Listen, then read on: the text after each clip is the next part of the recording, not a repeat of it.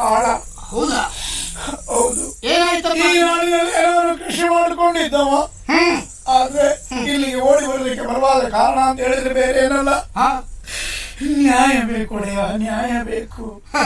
ಈ ಅವಂತಿಯಲ್ಲಿ ಯಾರಿಗೂ ಅನ್ಯಾಯವಾಗಬಾರದು ಎನ್ನುವುದು ನಮ್ಮ ಹೋರಾಟ, ನಮ್ಮ ಧ್ಯೇಯ. ಅನ್ಯಾಯ ಆದದ್ದು ಈಗ ಸದ್ಯ ನನಗೆ. ಏನಾಯ್ತು?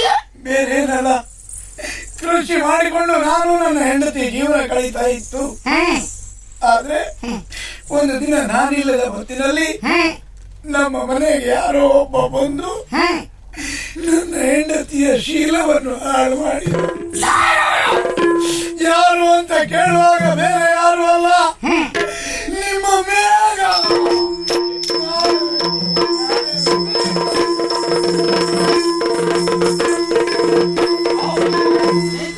ಮನೆಯಲ್ಲಿ ಕಳ್ಳತ ಮಾಡುತ್ತಿದ್ದಂತಹ ದೂರ್ತ ಈತ ವಿಚಾರಿಸಿ ಅವನೊಂದು.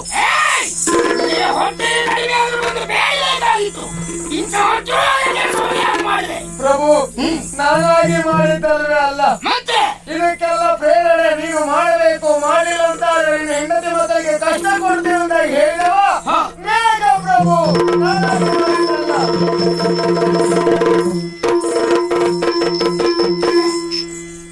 ಪ್ರಭು, ಕೇಸರಿ ಮಿಶ್ರಿತವಂತ ಹಾಲು ತಂದಿದ್ದೇನೆ, ಕುಡಿಯಿರಿ ಪ್ರಭು. ಮಹಾರಾಜ್ ಸ್ವಲ್ಪ ತಡೀರಿ. ಅವಳು ಬರುವಾಗ ನನಗೆ ಯಾಕೋ ಹನುಮಾನ ಬರ್ತಾ ಉಂಟು.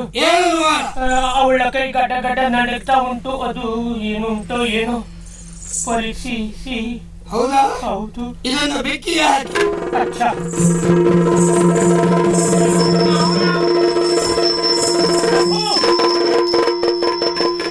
ಬಿಲ್ಲಿ ಕುಡಿಯಿತು, ಬಿಲ್ಲಿ ಮರಿಗಯ.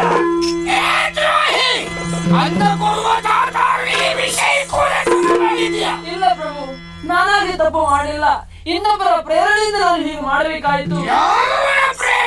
ಮೇಘನೆ ಹೇಳಿದೆ ಹೀಗೆ ಮಾಡಬೇಕು ಅಂತ.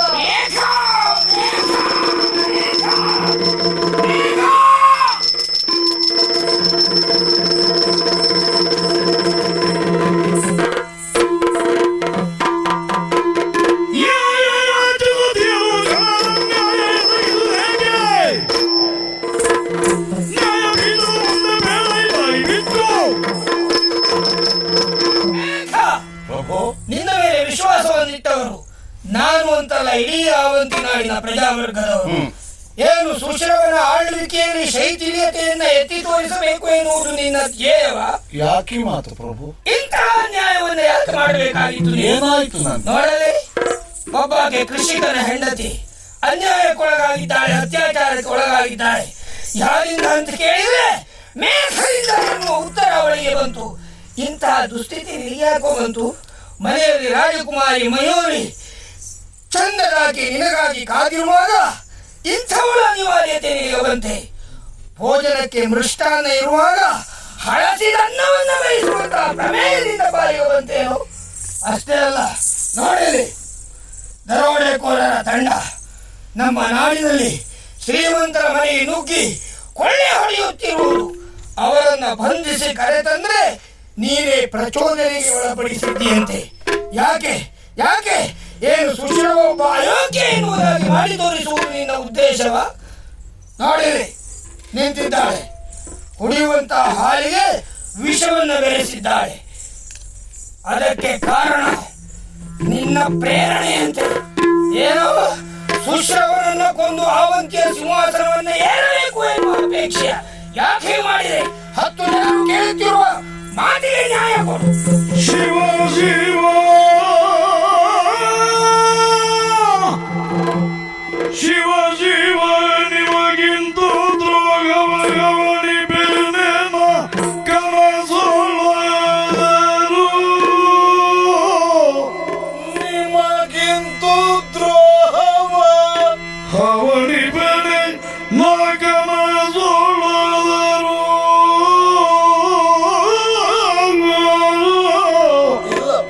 ಕಿವಿಯ ಕುಹಕಕ್ಕೆ ತೆರೆದು ಸತ್ಯಕ್ಕೆ ಕುರುಡ ನೆನೆಸದಿರೋ. ಕಿವಿಯ ಕುಹಕಕ್ಕೆ ತೆರೆದು ಸತ್ಯಕ್ಕೆ ಕುರುಡ ಎನಿಸದಿರೋ.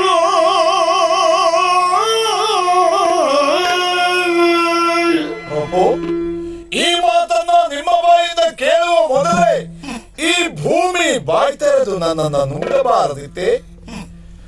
ನಿಮ್ಮ ಮಾತನ್ನ ಕೇಳುವ ಮೊದಲೇ ನನ್ನ ಕಿವಿ ಕುರುಡಾಗಬಾರದಿತ್ತೆ? ಅಲ್ಲದಿದ್ದರೆ ಎಂತಹ ಮಾತನ್ನ ಹೇಳಿದಿರಿ ಪ್ರಭು? ಬಡ ಕೃಷಿಕನ ಮಡದಿ ನಿನಗೆ ಬೇಕೇ? ಮೃಷ್ಟಾನ್ನ ಮನೆಯಲ್ಲಿರುವಾಗ ಹಳಸಿದನ್ನ ಯಾಕೆ ಅಂತ ಕೇಳ್ತಾ ಇದ್ದೀರಿ ಪ್ರಭು? ಹಳಸಿದ ಅನ್ನವನ್ನ ತಿನ್ನುವ ಸ್ಥಿತಿ ಒಬ್ಬ ಸಾಮಾನ್ಯ ಪ್ರಜೆಗೂ ಆವಂತಿಯಲ್ಲಿ ಇಲ್ಲದಿರುವಾಗ ನಿಮ್ಮ ಮೇಘನಿಗೆ ಆ ಸ್ಥಿತಿಯೇ? ಬಡವರ ಮನೆ ನುಗ್ಗಿ ಅವರ ಸೊತ್ತನ್ನು ಅಪಹರಿಸುವುದಕ್ಕೆ ನಾನು ಪ್ರೇರೇಪಿಸಿದೆ. ನಾನೇ ಎತ್ತಿ ಆಡಿಸಿದ ನನ್ನ ಸುಶ್ರವಣ ಸುಮಧ್ರಾಡಳಿತದಲ್ಲಿ ಶೈಥಿಲ್ಯ ಉಂಟಾಗುವುದಕ್ಕೆ ನಾನೆಂದಾದರೂ ಪ್ರಯತ್ನಿಸುತ್ತೇನೆಯೇ ಪ್ರಭು? ಕೊನೆಯಲ್ಲಿ ನೀವು ಕುಡಿಯುವ ಹಾಲಿಗೆ ವಿಷ ಬೆರೆಸುವಂತೆ ನಾನು ಹೇಳುವುದಕ್ಕೆ ಸಾಧ್ಯವೇ? ಹೆತ್ತ ತಾಯಿ ಎಂದಾದರೂ ತನ್ನ ಮಗುವಿನ ಸಾವನ್ನ ಬಯಸುತ್ತದೆ. ಇದೇ ಕೈಯಲ್ಲಿ ನಿಮ್ಮ ಎತ್ತಿ ಆಡಿಸಿದವನಲ್ಲವೇ ನಾನು? ಇದೇ ಕೈಯಲ್ಲಿ ನಿಮಗೆ ಹಾಲನ್ನ ಕೊಟ್ಟವನಲ್ಲವೇ? ಅಂತಹ ನಾನೇ ನಿಮ್ಮ ಸಾವನ್ನ ಅಪೇಕ್ಷಿಸುತ್ತೇನೆ. ಬಹುಶಃ ಯಾರದ್ದೋ ಕೊಂಡೆಯದ ಮಾತನ್ನ ಕೇಳಿ ತಾವು ಈ ರೀತಿ ವ್ಯವಹರಿಸುತ್ತಾ ಇದ್ದೀರಿ. ಆವಂತಿಯಲ್ಲಿ ಸತ್ಯದ ಕಣ್ಣು ಮುಚ್ಚಿದೆ ಎಂಬುದು ಸ್ಪಷ್ಟವಾಗಿ ಅರ್ಥವಾಗುತ್ತಾ ಇದೆ. ಇಲ್ಲ ಪ್ರಭು, ನಾನಂತಹ ಕಾರ್ಯವನ್ನ ಮಾಡಿಲ್ಲ.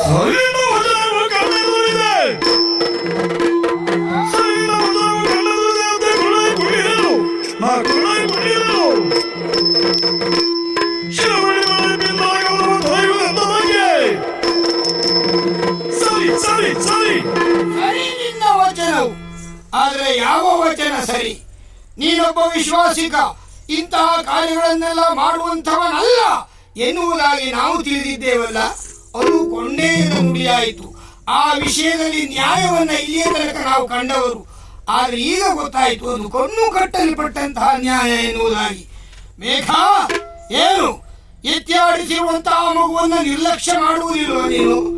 ಮಾಡಿದವರಿಲ್ಲವ ಈ ಹಿಂದೆ? ಇದ್ದಾರೆ. ಯೋಚನೆ ಮಾಡು. ಕೈಕೇಯಿ ಆಡುತ್ತಿರುವಂತಹ ರಾಮನನ್ನ ಎತ್ತಿಕೊಂಡು ಅಳುತ್ತಿರುವಂತಹ ಭರತನನ್ನ ಆಚೆ ನುಗ್ಗಿದವಳು. ಮಕ್ಕಳಿಗೆ ವಿಷ ಕೊಡುವುದಿಲ್ವಾ? ಕೈಯಾದು ತನ್ನ ಮಗನಾದ ಪ್ರಹ್ಲಾದನಿಗೆ ವಿಷ ಕೊಡುವುದಿಲ್ವಾ? ಕಾಲ ಮೇಘ, ಕಾಲ ಏನನ್ನೂ ಮಾಡಿಸುತ್ತದೆ. ಯಾವುದೋ ಒಂದು ಯೋಚನೆಯ ಸ್ವಾಮಿ ಸಿಲುಕಿರುವಂತಹ ನೀನು ಇಂತಹ ಧೂರ್ತತನವನ್ನು ಮಾಡಿದ್ಯಾ ಎನ್ನುವುದರಲ್ಲಿ ಅನುಮಾನವೇ ಇಲ್ಲ. ನಾನು ಹೇಳುವುದಕ್ಕಿಂತಲೂ ಇದು 10 ಜನರು ಕೇಳುತ್ತಿರುವಂತಹ ನ್ಯಾಯ. ಅವರಿಗೆ ನಾನು ಉತ್ತರವನ್ನು ಕೊಡಲೇಬೇಕಾಗಿದೆ. ಏನು ಮಾಡೋಣ? ನಿನ್ನಂಥವನಿಗೆ ನಿಜವಾಗಿಯೂ ಮರಣದಂಡನೆ ಶಿಕ್ಷೆ ಎನ್ನುವುದಾಗಿ ವಿಧಿಸಬೇಕಾಗಿತ್ತು. ಮನಸ್ಸೊಪ್ಪುವುದಿಲ್ವೋ ಮೇಘ? ನಿನಗೆ ನನ್ನ ಮೇಲೆ ಯಾವ ಭಾವನೆ ಉಂಟೋ ನನಗೂ ಗೊತ್ತಿಲ್ಲ. ನೀನು ನನ್ನನ್ನ ಸಾಕಿದ್ದೀಯಾ, ನನ್ನನ್ನ ಬೆಳೆಸಿದ್ದೀಯಾ. ನಿನ್ನ ಕರಕಮಲ ಸಂಜಾತ ಈ ಸುಶ್ರವ ಎನ್ನುವುದು ನನಗೆ ನೆನಪಿರುವಂತಹ ವಿಚಾರ. ಆದ್ದರಿಂದ ಇಲ್ಲ ಇಲ್ಲ, ಮುಖ ತೋರಿಸಬೇಡ. ಇಲ್ಲಿಂದ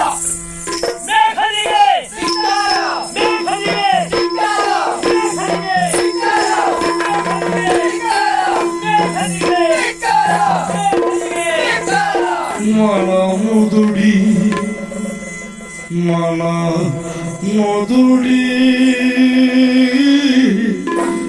ತನ್ನ ತಾಯಿ ಮೇಲೆ ನುಂಗದಿರುವುದಕ್ಕೆ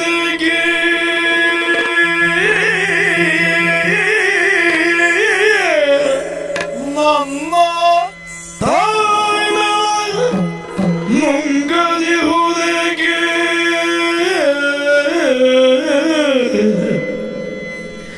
ಜನಮನದಿ ನೆಲೆಯಿಲ್ಲ. ಈ ಜನಮನದಿ ನೆಲೆಯಿಲ್ಲ ಎಮಗೆ ಜೀವನ ಯಾತಗೆ ಯಮಗೆ ಜೀವನ ಯಾತಗೆ ಎಮಗೆ ಜೀವನ ಯಾತಕ್ಕೆ ಎನ್ನುತ್ತ ಅರಮನೆಯತ ಮಂಜುಗನಲ್ಲಿ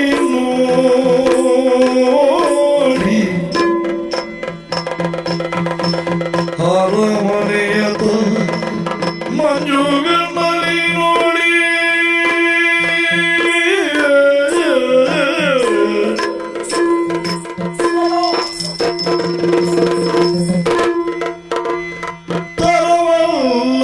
ತರವಲ್ಲವಯ್ಯಾನಿ ಪೋಪುದಿ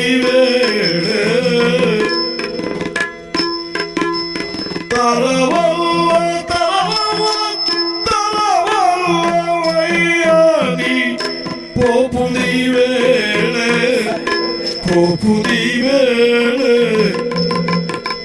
ಮರುಗ ತೀರ್ಪವೇಲಾಯ ಮರುಗ ತೀರ್ಪವೇಲಾಯ ನೀಬೋದ ಮೇಲೆ ಅರಿನಂಟು ವೇದಗಳ ಅರಿಯರಿಲಾಯ ಅರಿನಂಟು ವೇದಗಳ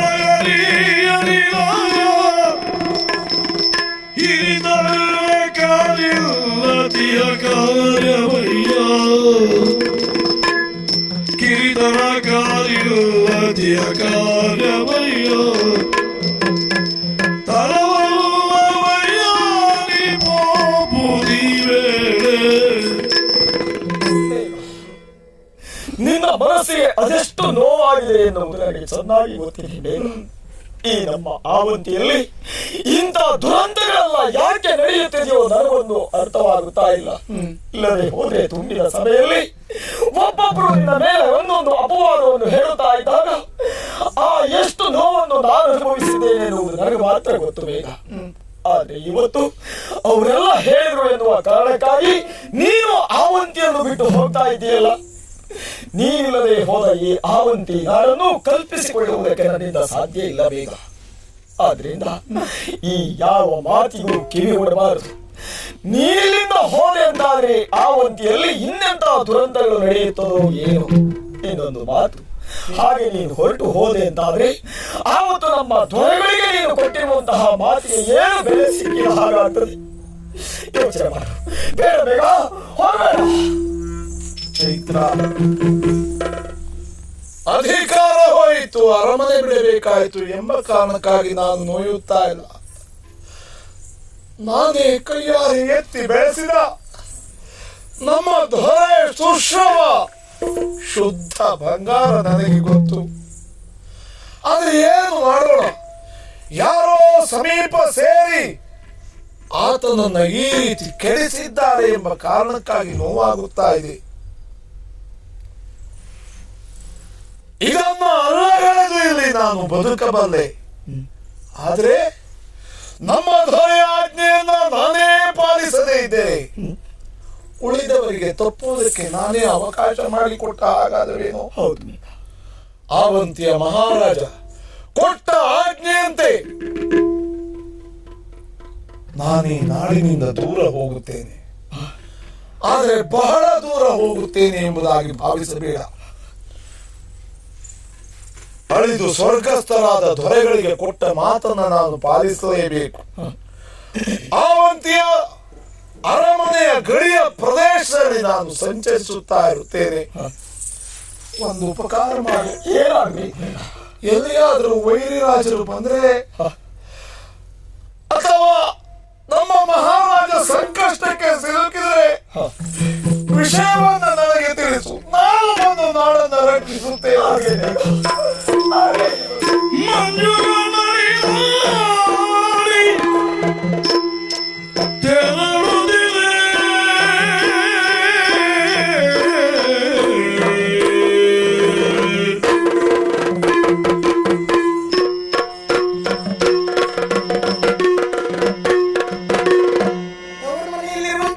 ಕಾಣುವುದಕ್ಕೆ ನನ್ನವರು ಇಂದು ಬಂದಾರು ನಾಳೆ ಬಂದಾರು ಎಂದು ಆಸೆ ಕಂಗಳಿಂದ ಕಾಯುತ್ತಾ ಇದ್ದೆ. ಇಷ್ಟು ದಿನ ಆದ್ರೂ ನನ್ನನ್ನು ಕಾಣುವುದಕ್ಕೆ ಬರಲಿಲ್ಲ. ಅವರ ಸುದ್ದಿ ಏನೆನ್ನುವುದು ತಿಳಿಯದೇ ಹೋಯಿತು. ವಿಚಾರವನ್ನು ತಿಳಿಯುವುದಕ್ಕಾಗಿ ಮಕರ ಎಂಬಾತನನ್ನು ಕಳಿಸಿಕೊಟ್ಟಿದ್ದೇನೆ. ಅವನೂ ಕೂಡ ಬರಲಿಲ್ವಲ್ಲ.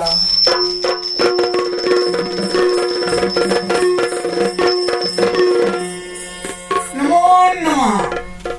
ನೀನು ಮಕರನಲ್ಲವಿ? ಏನಂದ್ರೆ ಮಕರನಲ್ಲವೇ ನೀನು? ನಾನು ಮಕರ. ನಾನು ಹೇಳಿದ್ದು ಓಡಿ ಬರಲಿಕ್ಕೆ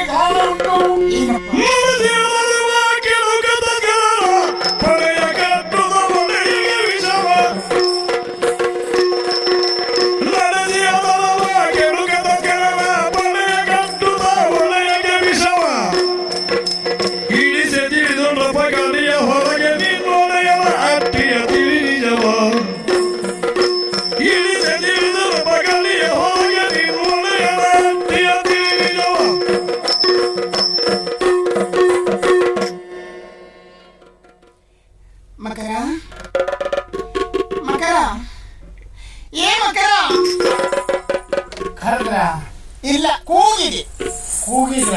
ಹೌದು. ಏನು ಇದು? ಏನು ಏನು ಆ ಕಡೆ ತಿರುಗಿ ನೋಡಿದೆ? ಅಲ್ಲ, ಅವಳೆಂತ ಮಾಡ್ತಾ ಇದ್ದಾರೆ ಅಂತ ನೋಡ್ತಾ ಇದ್ದೆ ನಾನು. ಅಯ್ಯೋ, ಅವ್ರ ಕೆಲಸ ಅವ್ರು ಮಾಡ್ತಾರೆ, ನಿನ್ನ ಕೆಲಸ ಏನು ಅಂತ ನೀನ್ ಮಾಡು. ಅಲ್ಲ ಹೌದು, ಏನಾಯ್ತು? ಏನಾಯ್ತು? ಅಲ್ಲ, ಏನು ಅವರನ್ನ ಆ ರೀತಿಯಾಗಿ ನೋಡುವುದಕ್ಕೆ ಪ್ರಾರಂಭಿಸಿದ್ ನೀನು? ಅಲ್ಲ, ಅವ್ರು ಎಲ್ಲಿ ನಿಲ್ಲಿಸ್ತಾರೆ ಅಂತ ನಂಗೆ ಗೊತ್ತಾಗ್ಲಿಲ್ಲ, ಹಾಗಾಗಿ. ಅವ್ರ ಕೆಲಸ ಅವ್ರು ಸರಿಯಾಗಿ ಮಾಡ್ತಾರೆ. ಆಗ್ಲಿ ಆಗ್ಲಿ. ಇದು ನಾನು ನೀವು ಹೇಳಿದಂತೆ ನಿಮ್ಮ ಗಂಡನ ಮನೆಗೆ ಹೋದವ ನಾನು. ಹೌದೇನು? ಏನಂದ್ರೆ? ಹೌದು ಅಂತ ಹೇಳಿದೆ. ಹೌದು ಹೌದು ಹೌದು. ಹೌದು. ಎಲ್ಲಿಗೆ ಹೋಗಿದ್ದೆ? ಅಲ್ಲಿ ಹೋಗಿದ್ದೆ. ನನ್ನವರನ್ನ ಕಂಡೆ. ಏನು? ನಿಮ್ಮೂರ್ ಕಂಡೆ? ನಮ್ಮೂರಲ್ಲ, ನನ್ನವರನ್ನ ಕಂಡೆಯಾ? ಅದೇ ನಿಮ್ಮೂರ್ ಕಂಡೆ. ನಮ್ಮೂರಿಗೆ ಹೋಗಿ ನನ್ನವರನ್ನ ಕಂಡೆಯಾ? ನಿಮ್ಮ ಯಜಮಾನ್ರ ಊರಿಗೆ ನಾನು ಹೋದ್ದು. ಹೌದು ಹೌದು ಹೌದು. ಅಲ್ಲಿ ಹೋಗಿ ನೋಡುವಾಗ ಆ ಊರಿನಲ್ಲಿ ಇದ್ದವರ ಬಾಯಲ್ಲೆಲ್ಲ ನಿಮ್ಮ ಯಜಮಾನ್ರೆ. ಮಕರ, ಆ ಊರಿನಲ್ಲಿ ನನ್ನವರ ವಿಷಯ ಹೇಳದಿ ಇನ್ನೇನು ಹೇಳುವುದಕ್ಕೆ ವಿಷಯ ಸಿಗ್ತದೋ? ಏನಂದ್ರೆ? ಅಲ್ಲಿರುವಂತಹ ಜನರು ನನ್ನವರ ವಿಷಯ ಮಾತಾಡದೆ ಇನ್ಯಾರ ವಿಷಯ ಮಾತಾಡುವುದಕ್ಕೆ ಸಾಧ್ಯ? ಎಲ್ಲವರು ಬಾಯಲ್ಲಿ ನಿಮ್ಮ ಯಜಮಾನ್ರೆ. ಇದನ್ನು ಕೇಳಿ ಭಾರಿ ಸಂತೋಷ ಆಯ್ತು ನನಗೆ. ಸರಿ. ಹಾಗೆ ಮತ್ತು ತಿರುಗಲಿಕ್ಕೆ ಪ್ರಾರಂಭ ಮಾಡಿದೆ. ಅಮ್ಮ. ಏನು? ಅಮ್ಮ. ಓ ಅಮ್ಮ. ಏನ? ನಾ ಕಾದ್ರೆ ನೀವು ಹೂ ಹಾಕುದೇ ಇಲ್ಲ. ಅಯ್ಯೋ, ನಾನು ಹೂ ಹಾಕಿದ್ದು ನಿನಗೆ ಕೇಳಿಸ್ಲಿಲ್ಲ. ಹೂ ಹಾಕಿದೆ. ಎಷ್ಟು ಸಲ ಹೂ ಕೊಟ್ಟಿದ್ದು? ನಿಮ್ಮ ಯಜಮಾನ್ರು ಹೇಳುವಷ್ಟೇನು ಒಳ್ಳೆಯವರಲ್ಲ. ಮಗನ, ಯಾರ ಬಗ್ಗೆ ಮಾತಾಡ್ತಿದ್ದೇನೇನು ಅಂತ ಜ್ಞಾನ ಇದೆಯೇನು ನಿನಗೆ? ನನ್ನವರ ಬಗ್ಗೆ ಅಷ್ಟು ಹೇಳುವುದಕ್ಕೆ ನಿನಗೆ ಎಷ್ಟು ಧೈರ್ಯ? ನೀವು ಅಷ್ಟು ಕೂಗುದಕ್ಕೆ, ನೀವು ಹೇಳುವಷ್ಟು ಅಪ್ಪ ಅಲ್ಲ ನಾನು. ಆಯ್ತು, ನಿಧಾನ ಮಾತಾಡಿ. ಕೇಳುದಿಲ್ಲ, ಗಟ್ಟಿ ಮಾತಾಡಿ. ಅಯ್ಯೋ, ನಿನ್ನನ್ನು ಹೇಗೆ ಸುಧಾರಿಸುವುದು ಪುಣ್ಯಾತ್ಮ? ಜೋರಾಗಿ ಮಾತಾಡಿದ್ರೆ ಹೆಚ್ಚಾಗ್ತದೆ, ಕೇಳ್ತದೆ ನನ್ಗಂತ ಹೇಳ್ತೀಯ. ನಿಧಾನ ಮಾತಾಡಿದ್ರೆ ಹೀಗೆ ಹೇಳ್ತೀಯ. ನನ್ನನ್ನು ಸುಧಾರಿಸ್ಲಿಕ್ಕೆ ಆಗುದಿಲ್ಲ ಅಂತ ನಮ್ಮನೆಯವಳೇ ಬಿಟ್ಟಿದ್ದಾರೆ, ನೀವೆಂತ ತಲೆ ಬಿಸಿ ಮಾಡುದು? ಪುಣ್ಯಾತ್ಮ, ಆಯ್ತು, ನೀನು ಹೇಳಿದ ಹಾಗೆ. ಯಾಕೆ ಹೇಳಿದ್ರೆ ಗೊತ್ತಾ? ಯಾಕೆ? ಆ ಊರಿನಲ್ಲಿ ನಾನು ಹೋಗುವಾಗ 4-6 ಜನ ಎಲ್ಲ ಸೇರಿ ಗುಸು ಗುಸು ಬಿಸಿ ಬಿಸಿ ಗುಸು ಗುಸು ಬಿಸಿ ಬಿಸಿ ಮಾತಾಡ್ತಾ ಇದ್ರು.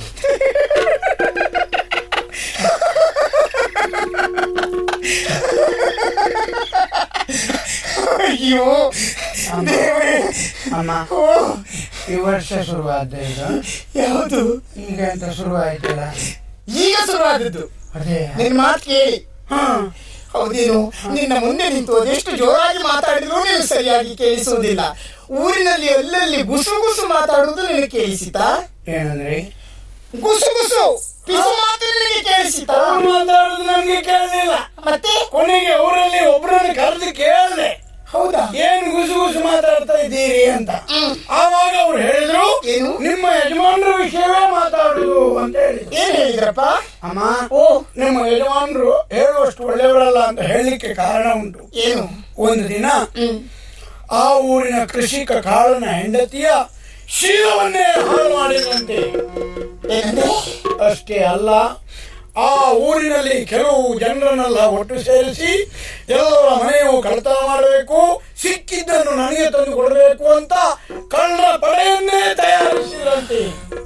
ಅಷ್ಟೇ ಅಲ್ಲ ಅಮ್ಮ, ಒಂದು ದಿನ ಮಹಾರಾಜರು ಕುಡಿಯುವಂತ ಹಾಲಿಗೆ ನಿಮ್ಮ ಯಜಮಾನರು ವಿಷ ಸೇರಿಸಿ ಕೊಡುವುದಕ್ಕೆ ಹೇಳಿದ್ರಂತೆ ಅಮ್ಮ.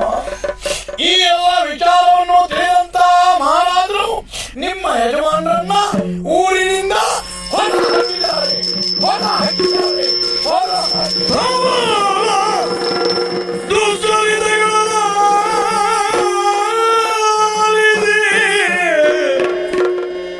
ಕಿವಿಗೆ ಕುದಿದೆಣ್ಣೆಯನ್ನು ಹೊಯ್ದಂತವರು ದೊಪ್ಪನೆ ಕುದಿದು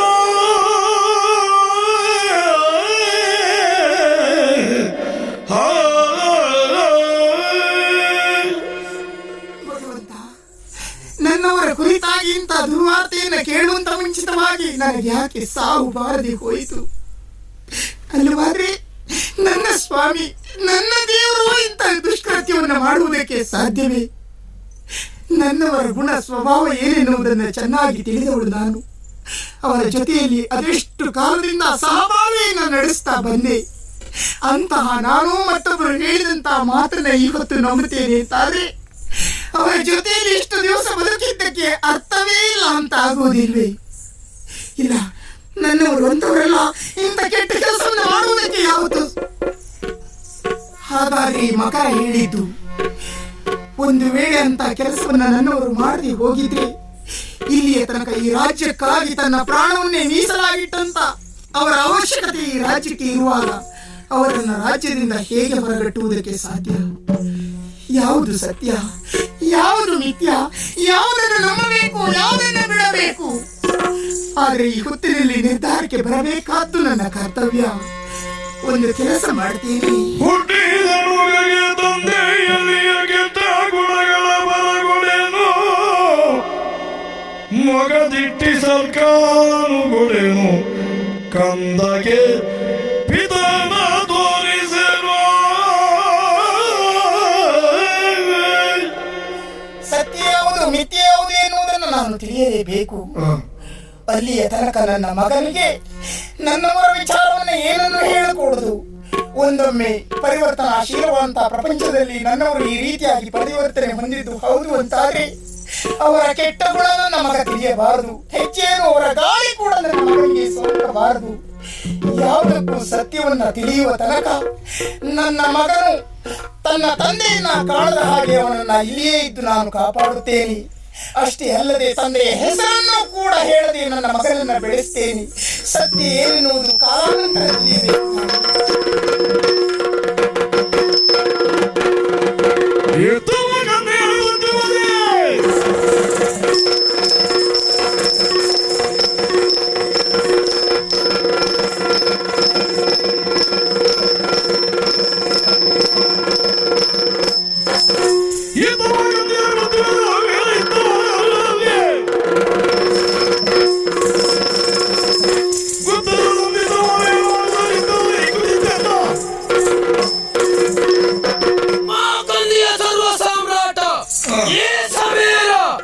ಇಂದಿನ ಈ ದಿನ ಎನ್ನುವುದು ನನ್ನ ಪಾಲಿಗೆ ಶುಭ ದಿನ ಎನ್ನುವುದಾಗಿ ಭಾವಿಸಿಕೊಳ್ತಾ ಇದ್ದೇನೆ.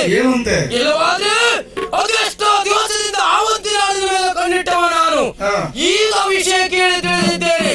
ಅಲ್ಲಿಯ ದಂಡನಾಯಕನಾಗಿರುವಂತಹ ಮೇಘನನ್ನ ನಾಡಿನಿಂದ ಹೊರಗಟ್ಟಿದ್ದಾರಂತೆ. ಇದೇ ಒಳ್ಳೆಯ ಸಂದರ್ಭ. ಆದ್ರಿಂದ ನಮ್ಮಲ್ಲಿರುವಂತಹ ಸೇನೆಯನ್ನೆಲ್ಲ ಕೂಡಿಕೊಂಡು ನಿಧಾನವಾಗಿ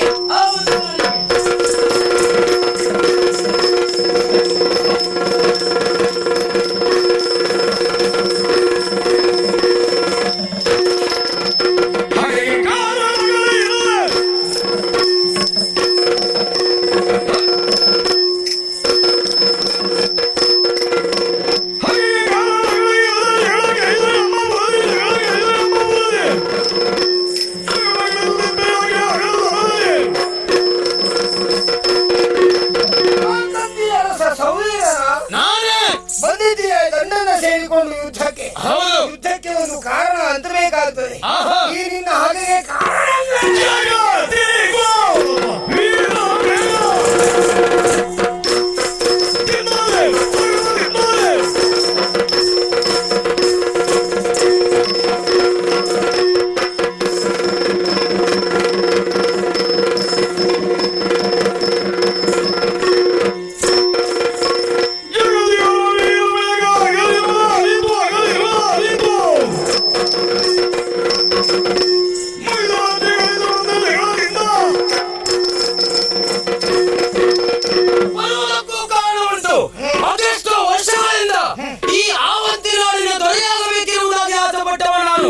ಸಂದರ್ಭವನ್ನು ಕಾಯ್ತಾ ಇದ್ದೆ. ಇದೇ ಒಳ್ಳೆಯ ಸಂದರ್ಭ ಎನ್ನುವುದಾಗಿ ಇವತ್ತು ಬಂದಿದ್ದೇನೆ. ನೀನಾಗಿ ಇಲ್ಲಿ ಪೀಠವನ್ನು ಬಿಟ್ಟು ಕೊಡ್ತೀಯೋ ಎಲ್ಲ ನಿನ್ನ ಗಂಟೆಗೆ ಕೈ ಹಾಕಿ ಪೀಠವನ್ನು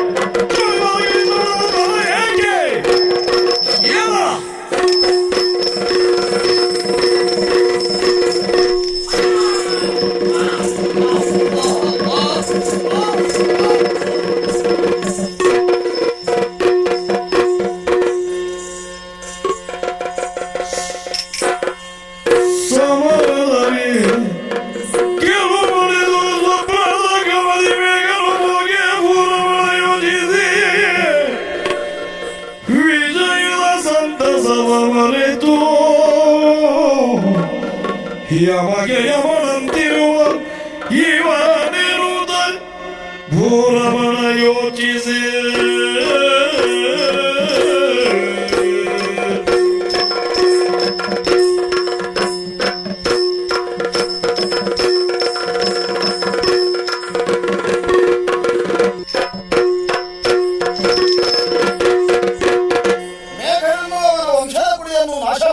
ಉದ್ದೇಶವಾಗಿ ರಣತುಂಗ ಇಲ್ಲಿಯವರೆಗೆ ಬಂದಿದ್ದಾನೆ ಎಂಬ ವಿಷಯ ತಿಳಿಯಿತು. ನಾನಂತೂ ಈ ಪ್ರಕರಣದಲ್ಲಿ ಬದುಕಿ ಉಳಿಯುವ ಸಾಧ್ಯತೆ ಇಲ್ಲ. ಆದರೆ ವಂಶದ ಕುಡಿ ಉಳಿಯಬೇಕು ಎಂಬ ಕಾರಣಕ್ಕಾಗಿ ದುಃಖತಪ್ತಳಾದಂತಹ ಮಗುವನ್ನು ಗುಪ್ತವಾದ ಮಾರ್ಗದಲ್ಲಿ ಬದುಕಿಕೊಳ್ಳುವುದಕ್ಕೆ ಅವಕಾಶವಾಗುವಂತೆ ಕಳುಹಿಸಿಕೊಟ್ಟಿದ್ದೇನೆ. ಬಂದವನನ್ನು ವಿಚಾರಿಸಿ ಗೆಲ್ತೇನೋ ಸೋಲ್ತೇನೋ ಪ್ರಶ್ನೆ ಅಲ್ಲ, ವಿಚಾರಿಸುವುದು ಮುಖ್ಯ.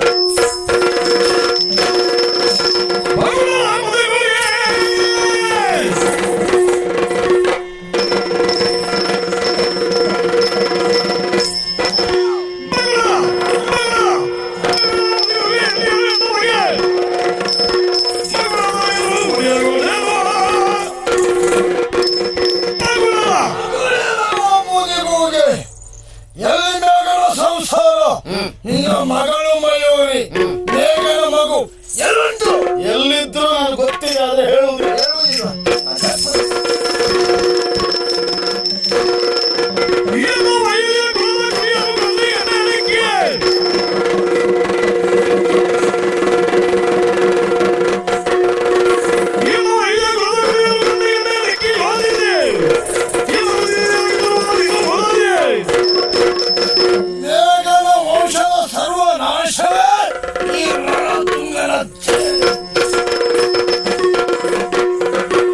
ಕರಿವಸನ ಧರಿಸುವುದೆಲ್ಲರೂ ಹಾಡು ಮನೆಯಲ್ಲಿ,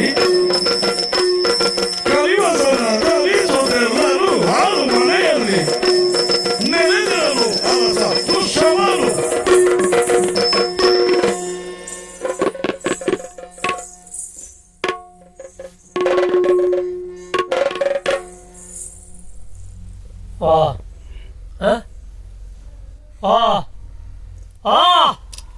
ಕೂಗಿ ಸಾಯ್ಬೇಡ.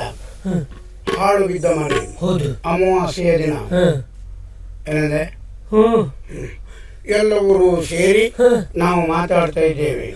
ಕೂಗಿದ್ರೆ ಮತ್ತುಳಿದವರಿಗೆ ಕೇಳ್ತದೆ. ಕೂಗಿದ್ರೆ ಮತ್ತುಳಿದವರಿಗೆ ಕೇಳ್ತದೆ. ಸಣ್ಣಗೆ ಮಾತಾಡ್ರೆ ನಿಂಗೆ ಕೇಳೋದಿಲ್ಲ. ಏನಂದ್ರೆ ಸಣ್ಣ ಮಾತಾಡಿ ನಿಂಗೆ ಕೇಳೋದಿಲ್ಲ ಅಂದ್ರೆ ನಾಕೆ ಅಪ್ಪ ಅಲ್ಲ, ಸುಮ್ಮನೆ ನನ್ನ ಅಪ್ಪಯ್ಯ ಮಾತ್ರ. ಈಗ ನಾವು ಏನೇನು ಮಾಡಿದ್ದೇವೆ ಎನ್ನುವುದನ್ನು ಸಮಾಲೋಚನೆ ಮಾಡಬೇಕು. ನೀ ಏನು ಮಾಡಿದೆ?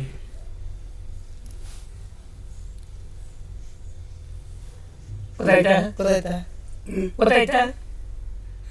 ಮಾತಾಡಿದ್ರೆ ಗೊತ್ತಾಗೋದಿಲ್ಲ.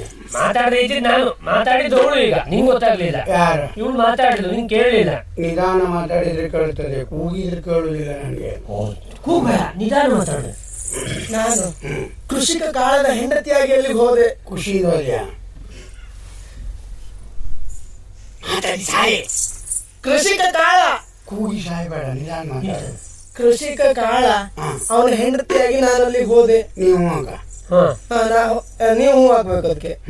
ಹೋದದ್ದು ಮಾತ್ರ ಅಲ್ಲ, ಆ ಮೇಘ ನನ್ನನ್ನು ಅತ್ಯಾಚಾರ ಮಾಡಿದ್ದಾನೆ ಎನ್ನುವ ಹಾಗೆ ಸುಳ್ಳು ಆಪಾದನೆಯನ್ನು ಹೊರಿಸಿದೆ. ಅವ ಊರು ಬಿಟ್ಟು ಹೋಗು. ಅತ್ಯಾಚಾರ ತಗೊಂಡು ನೆಂದ ಮಾಡಿದ್ರು, ಹಾಸಿಗೆ ಮಾಡಿದ. ಅತ್ಯಾಚಾರ, ಬಲಾತ್ಕಾರ. ಹಾಗೆ ಅವ ಊರು ಬಿಡುವಲ್ಲಿ ನಾನು ಒಬ್ಬಳ ಕಾರಣೀಕರ್ತೆ. ಹೌದು. ನೀನ್ ಮಾಡಿದೆ?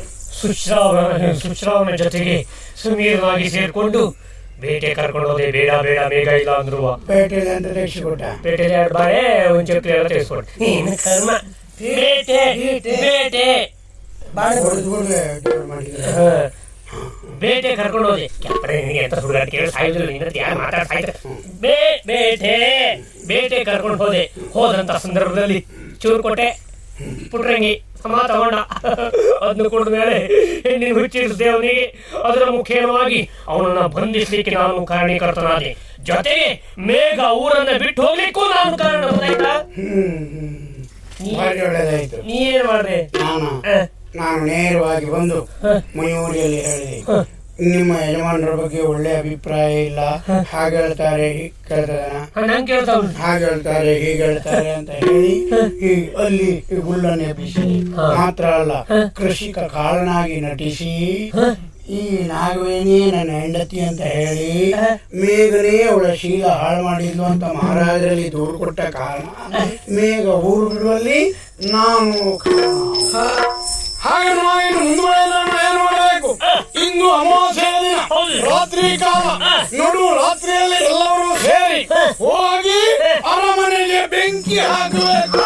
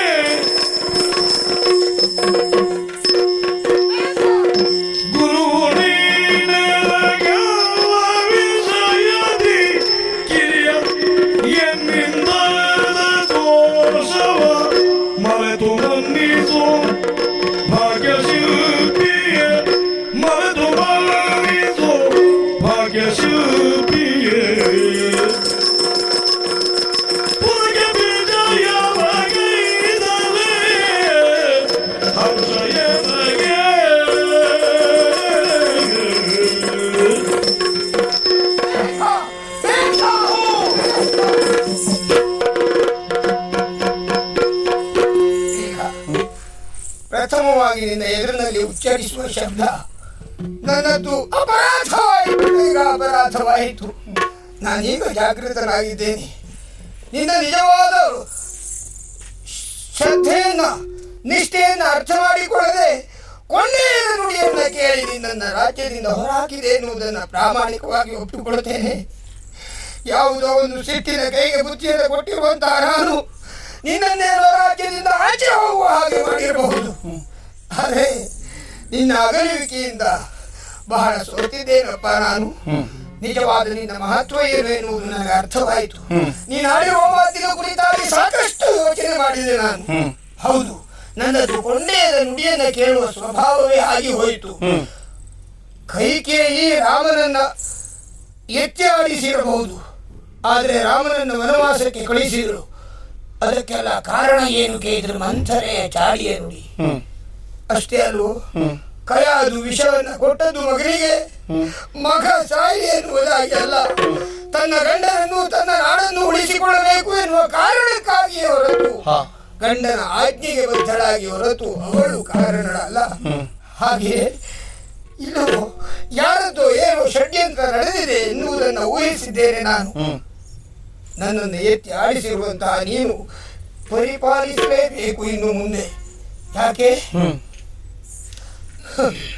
ನೀನು ನಮ್ಮ ಊರಿನವರೆಗಾಗಿ ಬರಬೇಕು.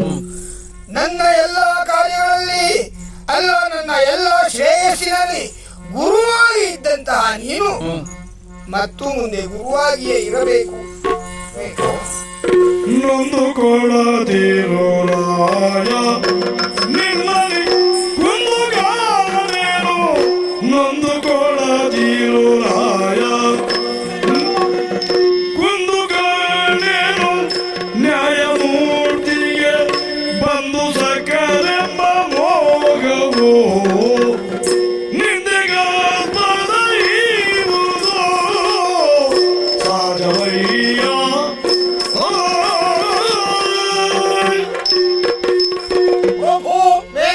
ಹೀಗೆಲ್ಲ ನಡೆದದ್ದಕ್ಕಾಗಿ ನೀವು ನೊಂದುಕೊಳ್ಳಬಾರದು. ಇಲ್ಲಿ ನಿಮ್ಮ ತಪ್ಪು ಏನೂ ಇಲ್ಲ. ಸಾಕ್ಷ್ಯಾಧಾರಗಳಿಂದ ನಾನು ಅಪರಾಧಿ ಎನ್ನುವುದು ನಿಶ್ಚಯವಾದಾಗ ಪ್ರಭುವಾಗಿ ನೀವು ದಂಡಿಸಬೇಕಾದದ್ದು ಸರಿ. ಅಲ್ಲಿ ನನ್ನ ಮೇಘ ಎನ್ನುವ ಭಾವನೆಯನ್ನ ತೋರಬಾರದು. ನ್ಯಾಯಾಲಯದಲ್ಲಿ ನ್ಯಾಯಮೂರ್ತಿಯ ಕಣ್ಣಿಗೆ ಬಟ್ಟೆ ಕಟ್ಟಿರುತ್ತಾರೆ. ಯಾಕೆ? ನ್ಯಾಯಾಧೀಶರು ತೀರ್ಮಾನವನ್ನು ಕೊಡುವಾಗ ಮಿತ್ರನೆನ್ನುವ ಮೈತ್ರಿಯೋ ಬಂಧು ಎನ್ನುವ ವ್ಯಾಮೋಹವೋ ಇದಕ್ಕೆ ಒಳಗಾಗಬಾರದು ಎಂಬ ಕಾರಣಕ್ಕಾಗಿ. ಇಲ್ಲಿ ನಿಮ್ಮದೇನು ತಪ್ಪಿಲ್ಲ, ನಾನು ಅದೆಲ್ಲ ಮರೆತಿದ್ದೇನೆ. ಸಂತೋಷ. ಹಾಗೆ ತಪ್ಪಿಲ್ಲ ಎನ್ನುವುದಾಗಿ ಒಪ್ಪಿಕೊಂಡು ಕ್ಷಮಿಸುವಂತಹ ಮನೋಭಾವನೆ ಉಂಟು ಅಂತಾದ್ರೆ ನೀನೊಂದು ಉಪಕಾರ ಮಾಡಬೇಕು. ಮತ್ತೆ ಪುನಃ ಆವಂತಿಗೆ ಬಂದು ಸಹಸ್ರ ಜನರ ಮುಂದೆ ಹೋಗುವ ಮುಖ ತೋರಿಸಬೇಡ ಎನ್ನುವುದಾಗಿ ಹೇಗೆ ಉಚ್ಚರಿಸಿದ್ದೇನೆಯೋ, ಹೇಗೆ ಅಪಚಾರ ವ್ಯಸನೆ ಎಸಗಿದ್ದೇನೆಯೋ, ಹಾಗೆ 10 ಸಂವತ್ಸರ ಎದುರಿನಲ್ಲಿ ನಾನು ಕೊಡುವಂತಹ ದಂಡಾಧಿಕಾರವನ್ನ ನೀನು ಸ್ವೀಕರಿಸಿ. ಆಯ್ತು.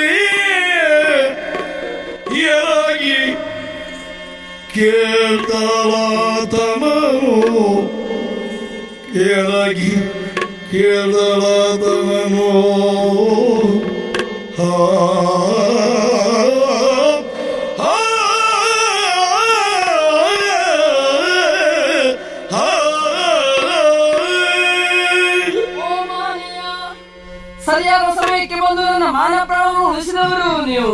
ಇಗೋ ನಿಮಗೆ ವಂದನೆ, ಅಭಿನಂದನೆ. ಆದ್ರೆ ಇಂತಹ ಸಂದರ್ಭದಲ್ಲಿ ನೀವು ಬಾರದೇ ಇದ್ರೆ ಏನಾಗ್ತಿತ್ತೋ ಏನು. ನೀವು ಯಾರಿಗೂ ಬೇಕು, ನಿಮ್ಮ ಪೂರ್ಣ ವಿಳಾಸವನ್ನು ಹೇಳ್ತೀರಾ, ತಂದೆ ತಾಯಿರೋದು ಹೇಳ್ತೀರಾ? ಯಾರೇ ಚೆಲುವೆ ನಿನ್ನ ಪಿತನ್ಯಾರು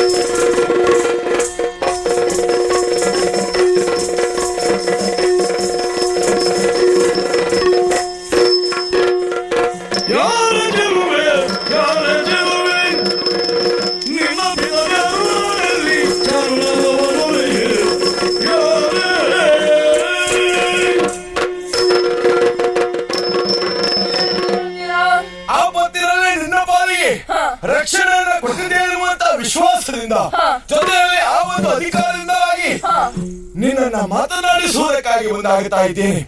ಅಪರಿಚಿತರಿಬ್ಬರು ಪರಸ್ಪರ ಪರಿಚಯವನ್ನ ಮಾಡಿಕೊಂಡ್ರೆ ಅಲ್ಲಿ ಮಾನವೀಯತೆ ಎನ್ನುವುದು ಎದ್ದು ಕಾಣುತ್ತದಂತೆ. ಯಾಕೋ ಏನು ನಿನ್ನನ್ನ ನೋಡಿದ ಕ್ಷಣ ನಿನ್ನಲ್ಲಿ ಮಾತನಾಡದೆ ಇರುವುದಕ್ಕೂ ಮನಸ್ಸಾಗಲೇ ಇಲ್ಲ. ಯಾಕಂದ್ರೆ ಬಹುಶಃ ನಿನ್ನದಾದಂತ ಆಕರ್ಷಣೀಯವಾದಂತ ರೂಪ ಇದ್ರೂ ಇರಬಹುದು. ಹಾಗಾಗಿ ಹೇಳು, ನೀನು ಯಾರು, ಇತ್ತ ಬರುವವರೇ ಉದ್ದೇಶವೇನು, ಕರೆಯುವುದಕ್ಕೆ ಶುಭ ನಾಮವೇನು?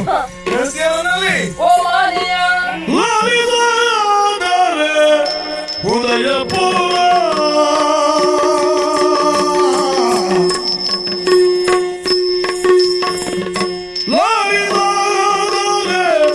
ಉದಯ ಪೂರ ಬಾಲೆನಾಗೆ ಮಾಲವಿಕೆ ನೃಪ ಬಾಲೆನಾಗೆ ಮಾಲವಿಕೆ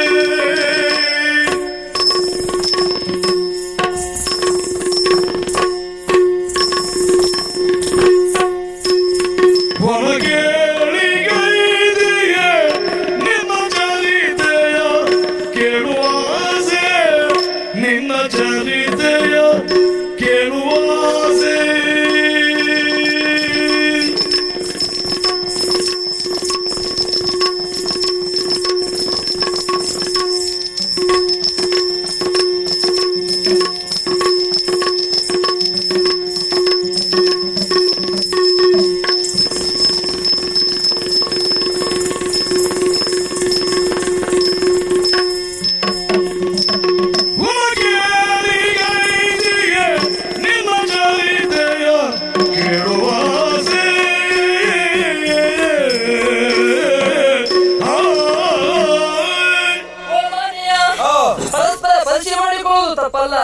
ನಿಮ್ಮ ಪರಿಚಯವನ್ನು ಹೇಳಬೇಕು, ನನ್ನ ಪರಿಚಯವನ್ನು ಹೇಳಬೇಕು. ಯಾಕಂತ ಹೇಳಿ ಮುಂದೆ ಪರಿಸ್ಥಿತಿ ಬೇಕಾಗ್ತದೆ. ಯಾರೇನು ಎನ್ನುವುದಾಗಿ ನಾನು ಉದಯಪುರದವಳು. ಅದೇ ರಣತುಂಗನ ಸೊಸೆ ನಾನು. ನನ್ನ ಹೆಸರು ಮಾಳವಿಕಾ. ಇಲ್ಲಿಗೆ ಹೋದಕ್ಕೆ ಕಾರಣ ಮತ್ತೇನಲ್ಲ, ಅರಮನೆಯಲ್ಲಿ ಅದೆಷ್ಟು ಭಾವಚಿತ್ರಗಳನ್ನ ಗೋಡೆಯಲ್ಲಿ ಇರಿಸಿದ್ದೇವೆ. ಅದು ಕೈ ಜಾರಿ ಕೆಳಕ್ಕೆ ಬಿತ್ತು. ಅದನ್ನು ನೋಡುವಾಗ ಅದರಲ್ಲಿ ಒಂದು ಗುಹೆ, ಆ ಗುಹೆ ಮಾರ್ಗ ಹಿಡಿದು ಈ ಕಡೆ ಬಂದೆ. ಬಂದು ಹೋಗಲಿಕ್ಕೆ ಜಲಕ್ರಿಯೆ ಆಡೋದಕ್ಕೆ ಬಂದಿದ್ದೇನೆ. ಅಲ್ಲಿ ಕಳ್ಳ ಬಂದು ನನ್ನನ್ನು ಹೊಟ್ಟಿಸಿಕೊಂಡು ಬಂದ. ಇದು ನನ್ನ ಪರಿಚಯ. ಆದ್ರೆ ಸಾವು ಯಾರು ಬೇಕು ಹೇಳ್ತೀರಾ? ನಿಮ್ಮ ಅಪ್ಪ ಅಮ್ಮ ಯಾರು? ಮಾಳವಿಕಾ ಅದಲ್ಲ, ಶಶಿವದನೆ ಕೇಳು ಪೆಸರು ಶಾಸಕರು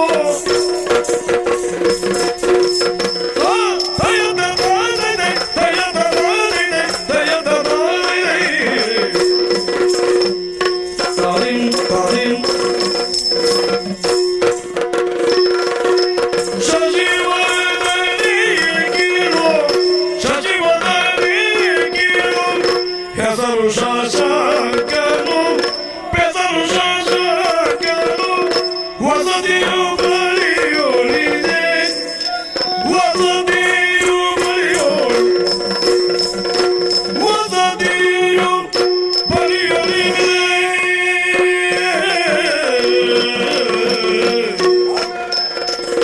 ಕುಸುಮ ಗಂಧಿನಿಯನ್ನ ಕುಸುಮ ಗಂಧಿನಿಯನ್ನ ಪಿತನಾರು ತಿಳಿಯನು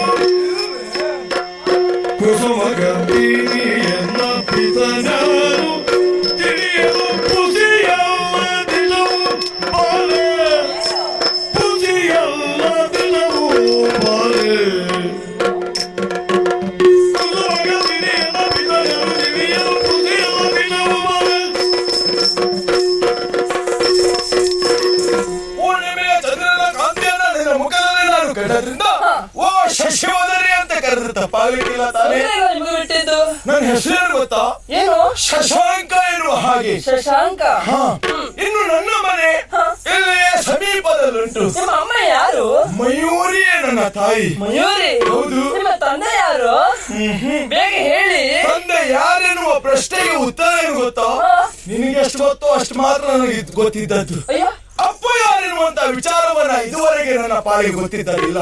ನಿಮ್ಮ ಅಪ್ಪ ಹೆಸರು ನಿಮ್ಗೆ ಗೊತ್ತಿಲ್ವಾ? ಹಾಗಂತ ಇದುವರೆಗೆ ಅಮ್ಮನಲ್ಲಿ ಕೇಳುವಂತಹ ಪ್ರಸಂಗವೂ ಬಂದಿರಲಿಲ್ಲ. ಯಾಕೆಂದ್ರೆ ಅಮ್ಮನ ಮಮತೆಯ ಮಡಿಲಿನಲ್ಲಿ ಆಡಿ ಬೆಳೆದವನು ನಾನು. ಅಮ್ಮ ಬದುಕಿನಲ್ಲಿ ಯಾವುದಕ್ಕೂ ಕಡಿಮೆ ಮಾಡಲಿಲ್ಲ. ಹಾಗಾಗಿ ಹೇಳುವುದು ತಾಯಿ ಮಯೂರಿ, ಅಪ್ಪ ಯಾರು ಗೊತ್ತಿಲ್ಲ. ಅಪ್ಪ ಗೊತ್ತಿಲ್ಲ? ಅಯ್ಯಯ್ಯೋ, ಏನ್ ಹೇಳ್ತಾ ಇದ್ದೀರಿ? ಇಲ್ಲಿವರೆಗೆ ನಿಮ್ಮ ಬಗ್ಗೆ ತುಂಬಾ ಅಭಿಮಾನ ಗೌರವ ಇದ್ದಿತ್ತು ನನಗೆ.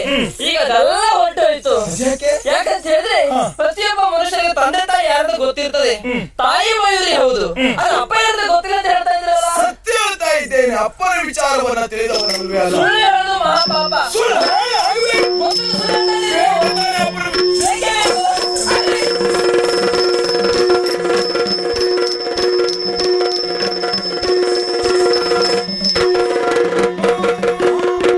ಬಂದು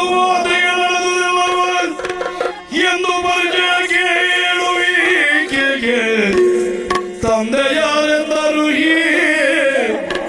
ತಂದೆ ಯಾರೆಂದರು ಈ ನಯವ ಉಳಿಸಿದಾಯೇ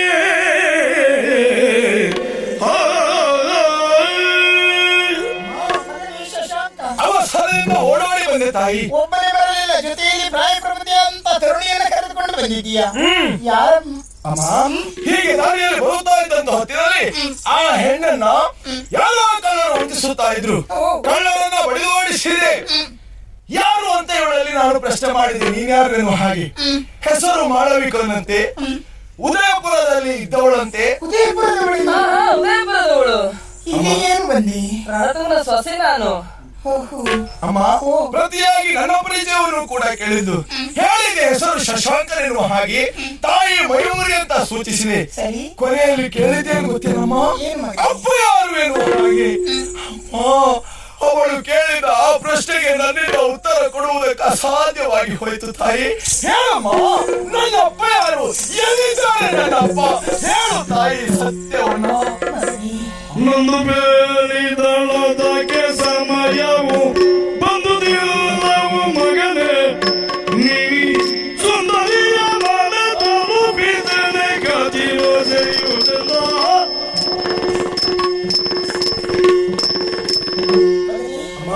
ಮಕ್ಕಳಿಗೆ ಬುದ್ಧಿ ಬಂದಾಗ ತಂದೆಯಾದವ ಮನೆಯಲ್ಲಿ ಇರಲಿಲ್ಲ ಅಂತಾದ್ರೆ ಮಕ್ಕಳಿಗೆ ನಿನ್ನ ತಂದೆ ಇಂಥವ್ರು ಎಂದು ತಿಳಿಸಬೇಕಾದ್ದು ತಾಯಿಯ ಕರ್ತವ್ಯ ಎನ್ನುವುದನ್ನ ತಿಳಿದಿದ್ದೇನೆ ನಾನು. ಹೇಳಮ್ಮ, ಅಪ್ಪ ಎಲ್ಲಿ? ಯಾವತ್ತು ಹೇಳುತ್ತಾ ಇದ್ದಿ, ಆದ್ರೆ ಹೇಳುವುದಕ್ಕೂ ಒಂದು ಕಾಲ ಬರಬೇಕಲ್ಲ. ತಂದೆ ಯಾರೆನ್ನುವಂತ ವಿಚಾರವನ್ನ ತಿಳಿಸುವಂತ ಹೊತ್ತು ಬಂದಿಲ್ಲ. ಸಮಯ ಬಂದಾಗ ನಾನು ತಿಳಿಸ್ತೇನೆ.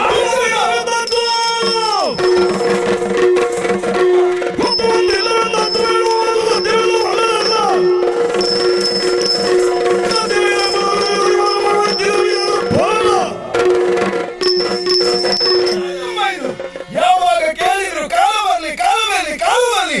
ಇವತ್ತು ಬಾಳ್ದಿದ್ದಂತ ಕಾಲ ಮತ್ತೆ ಯಾವತ್ತು ಬರುವುದಕ್ಕೆ ಸಾಧ್ಯ ಉಂಟು ಹೇಳು? ಈ ಹೊತ್ತಿನಲ್ಲಿ ಹೆಣ್ಣಿನ ಮುಂದೆ ನನ್ನ ಮರ್ಯಾದೆ ಹೋಗುತ್ತಾ ಉಂಟು. ಇಂತಹ ಪರಿಸ್ಥಿತಿಯಲ್ಲಿ ಹೇಳುವುದಕ್ಕೆ ನಿಮ್ಮ ಮನಸ್ಸು ಬಾರುವುದಿಲ್ಲವೇ? ನಿನ್ನಿಂದ ಅವಳಿಗೆ ರಕ್ಷಣೆ ಸಿಕ್ಕಿದೆ. ನೋಡು ಅವಳನ್ನ ಅವಳ ಮನೆಗೆ ಬಿಟ್ಟು ಬಾ ಹೋಗು. ಅಮ್ಮ ಓ ನೀನು ಹೇಳ್ತೀಯ ಇಲ್ವ ಅಷ್ಟೇ ಹೇಳು. ಸಂದರ್ಭ ಬಂದಾಗ ಹೇಳ್ತೀನಿ ಅಂತ ಹೇಳಿದ್ದಲ್ಲ, ಯಾಕೆ ಆಟ ಮಾಡ್ತೀಯ? ಆಗ ಮಾನವನ ಸಂದರ್ಭವೇ ಬರಲಿ, ಆ ಸಂದರ್ಭವನ್ನು ಸಾಧಿಸಿ ಆ ಹೊತ್ತಿಗೆ ನಾನು ಬರ್ತೇನೆ. ಈ ಹೊತ್ತಿನಲ್ಲಿ ನಿನ್ನನ್ನು ಬಿಟ್ಟು ನಾನು ಕೂಡ ದೂರ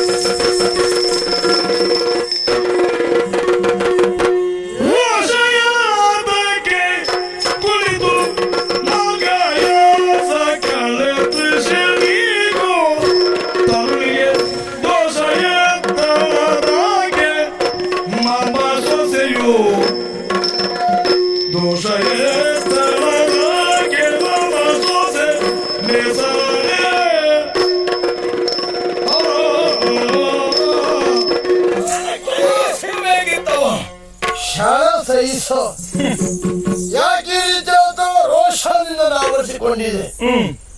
ಆ ತಸ್ಕರರ ವಿಷಯವಾಗಿ ನೀನು ಆಲೋಚಿಸುವುದು ಬೇಡ. ನನ್ನಿಂದಲೇ ನಿಯೋಜಿಸಲ್ಪಟ್ಟವರು ನನ್ನ ಕಣ್ಣ ಮನೆಯಲ್ಲಿ ಆಚರಿಸಿದ್ದು ಆಯ್ತು.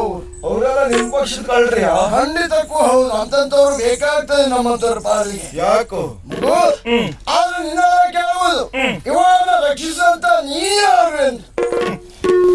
ನನ್ನ ಪರಿಚಯವನ್ನ ಈ ಹೊತ್ತಿನಲ್ಲಿ ಪೂರ್ಣ ಹೇಳಲಿಕ್ಕೆ ಆಗ್ತದೆ ಇಲ್ವೋ ಗೊತ್ತಿಲ್ಲ. ಒಂದಂತೂ ಸತ್ಯ, ಹೆಸರು ಶಶಾಂಕ ಎನ್ನುವ ಹಾಗೆ. ಶಶಾಂಕ ಒಬ್ಬ ಮಗನಾದವ ಬಯಸುವುದು ಬದುಕಿನಲ್ಲಿ ಏನನ್ನ? ತಂದೆ ತಾಯಿಯರ ಪ್ರೀತಿಯನ್ನಲ್ವೇ? ಹುಟ್ಟಿದಂತ ಅಂದಿನಿಂದ ಇಂದಿನವರೆಗೆ ತಾಯಿಯ ಮಡಿಲಿನಲ್ಲಿ ಬೆಳೆದವರು ನಾನು. ಇದುವರೆಗೆ ತಂದೆ ಯಾರೆನ್ನುವಂತಹ ವಿಚಾರವನ್ನ ತಿಳಿದವನಲ್ಲ. ತಂದೆ ವಿಷಯ ಆಚೆಗಿರಲ್ಲ, ಅಣ್ಣವ್ರು ಯಾರು ಅಂತ ಹೇಳ. ನನ್ನ ಮನೆ ಮಯೂರಿ ಎನ್ನುವ ಹರಿ ಜೀವನು ಬಗೆಯ ಮಗನೆಂದರಸ ಸಂಭ್ರಮವು ಓರೆದ ಮಾತಗೆ ಕಟ್ಟುಕತೆಯೊಂದು ತನ್ನ ಮನದಿರವ ಸಾಧಿಸಲು ಈತನಾಯುಧವು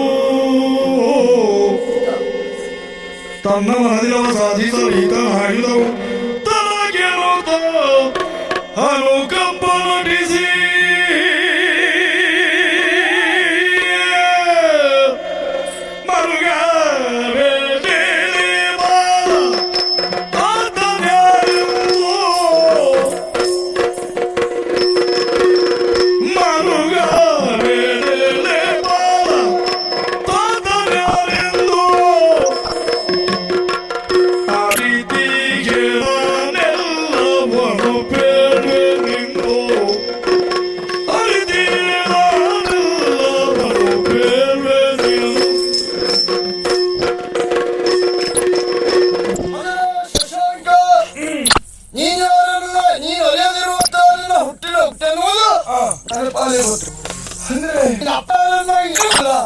ನನಗೊತ್ತುಂಟು ಮಗು. ಈ ಕ್ಷಣದಲ್ಲಿ ನಾನು ಅಷ್ಟೇ ತಂದೆಯ ಹುಡುಕುತ್ತಾ ಹೊರಟವನು. ನೀ ಮಯೂರಿಯ ಮಗಲ್ವೇ? ಹಾಗಿದ್ರೆ ನಿನ್ನ ಅಪ್ಪನ ಕುರಿತಾಗಿ ಮಾತಾಡುವಂತಾದ್ರೆ ಅವು ಹಿಂದಿನ ಘಟನೆ ನೆನಪು ಮಾಡಿಕೊಳ್ಬೇಕಾಗ್ತದೆ ಮಗನೇ. ಹಿಂದೊಂದು ಕಾಲದಲ್ಲಿ ಕರುಶಾಲನ ಆಳುವಂತ ಅಧಿಕಾರಿ ಇದ್ದ ಕರಿಶೂರ ಸೇನ ಎನ್ನುವ. ಆ ಕರಿಶೂರ ಸೇನಿಗೂ ಹಾಗೂ ನಮ್ಗೆ ಅತ್ಯಂತ ಆತ್ಮೀಯತೆ.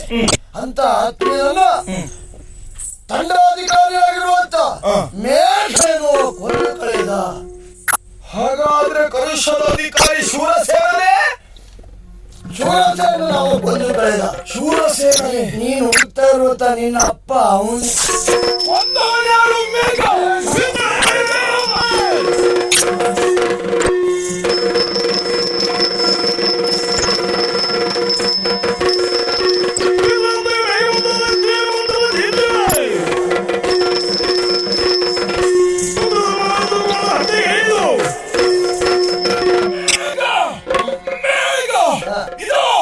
ನಿನ್ನ ಬದುಕಿಗೆ ಮಂಗಳವನ್ನು ಹಾಡುವುದಕ್ಕಾಗಿ ಶಶಾಂಕ ಬರುತ್ತಾರೆ.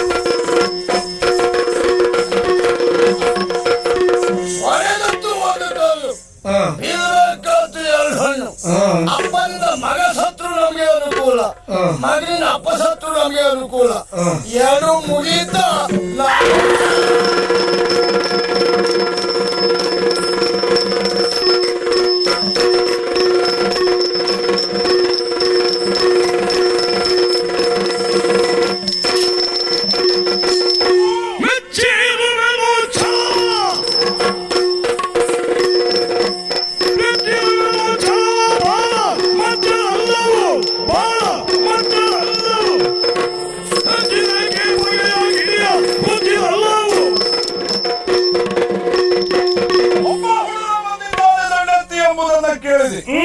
ಮಗು, ಈ ಅವಂತಿಯ ಮೇಲೆ ನಿನಗೆ ಅದು ದ್ವೇಷ. ಈ ಮೇಘನನ್ನು ಕೊಲ್ಲುವ ಉದ್ದೇಶ ಏನು?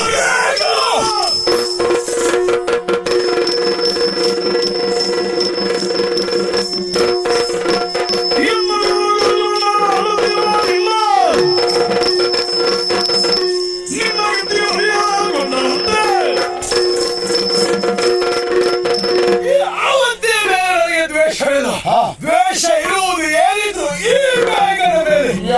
ಇನ್ನೊಬ್ಬರ ನೋವಿನಲ್ಲಿ ಸಂತೋಷವನ್ನ ಕಾಣುವ ಎನ್ನುವುದು ನಾನು ತಿಳಿದಂತಹ ಸತ್ಯ. ಏನು ಅನ್ಯಾಯ ಮಾಡಿದ್ದಾರೆ ಎನ್ನುವಂತಹ ಕಾರಣಕ್ಕಾಗಿ ನನ್ನ ಅಪ್ಪನ ಕೊಂದೆಯ ಪಾಪಿ. ಮಗು, ನಿದ್ದೆಗಳನ್ನ ಬಂದಿಯೇನ? ಯಾಕೋ? ನಿನ್ನಪ್ಪ ಯಾರು? ಕರುಷದ ಅಧಿಕಾರಿಯಾದಂತಹ ಶೂರಸೇನ. ಕರುಷ ನಾಡಿನ ಅಧಿಕಾರಿ ಶೂರಸೇನ ಯಾರೆಂಬುದೇ ನನಗೆ ಗೊತ್ತಿಲ್ಲ. ಯಾಕೆ ವಂಚಿಸ್ತಾ ಇದ್ದೀಯ? ಆತನೊಬ್ಬ ಧರ್ಮವಂತನೇ ಆದ್ರೆ, ನಿಷ್ಠುರ ನ್ಯಾಯಿ ಆದ್ರೆ, ಅಂತವರ ಮೇಲೆ ಮೇಘನ ಕತ್ತಿ ಯಾವ ಹೊತ್ತು ಪ್ರಹಾರ ಮಾಡಿದ್ದಿಲ್ಲ. ಆದ್ದರಿಂದ ಯಾರೋ ಹೇಳಿದ ಮಾತನ್ನ ಕೇಳಿಕೊಂಡು ಬರಬೇಕು. ಇನ್ನೊಬ್ಬರ ಮಾತನ್ನ ಕೇಳಿ ದಂಡೆತ್ತಿ ಬಂದವನಲ್ಲ. ನನ್ನೊಬ್ಬರ ಬಗ್ಗೆ ನನಗೂ ವಿಶ್ವಾಸ ಉಂಟು. ಆತ ಒಬ್ಬ ಸತ್ಯವಂತ ಧರ್ಮವಂತ ಎನ್ನುವ ಹಾಗೆ. ಅಂತ ಅವನನ್ನ ಕೊಂದಿಯಲ್ಲ, ಆ ಕಾರಣಕ್ಕಾಗಿ ಸೇಡನ್ನ ತೀರಿಸುವುದಕ್ಕೆ ಬಂದುವ ಈ ಮಗ. ನಿನ್ನ ಬದುಕಿಗೆ ಇವತ್ತೇ ಮಂಗಳವನ್ನು ಹಾಡ್ತೇನೆ ನಾನು. ಯಾರು? ನಾನೇ.